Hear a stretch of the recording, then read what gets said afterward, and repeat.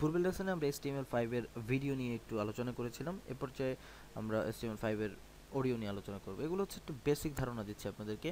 আমরা পরবর্তীতে কোডিং এর মাধ্যমে বিষয়গুলো অবশ্যই প্র্যাকটিক্যালি দেখাবো। তো HTML5 এর অডিওতে যে বিষয়টি হচ্ছে যে HTML5 তারা একটি স্ট্যান্ডার্ড ফলো করে অডিও আনার জন্য। পূর্বের ফাইলগুলোতে পূর্বের ভার্সনগুলোতে HTML এর সেটি সম্ভব ছিল না।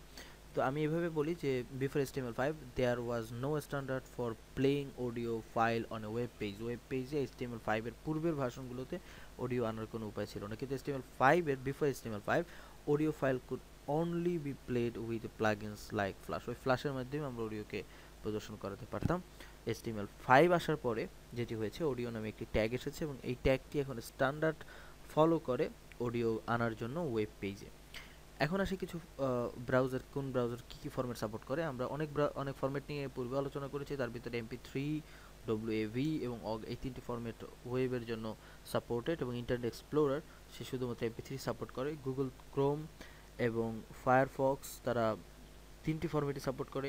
সাফারি তারা একমাত্র OGG বাদে বাকি দুটি ফরম্যাট সাপোর্ট করে, এবং অপেরা তারাও তিনটি ফরম্যাটই সাপোর্ট করে। এই হচ্ছে HTML5 এর অডিও একটি এলিমেন্ট বা ট্যাগ। এই ট্যাগের কার্যকরিতা আমরা পরে দেখব।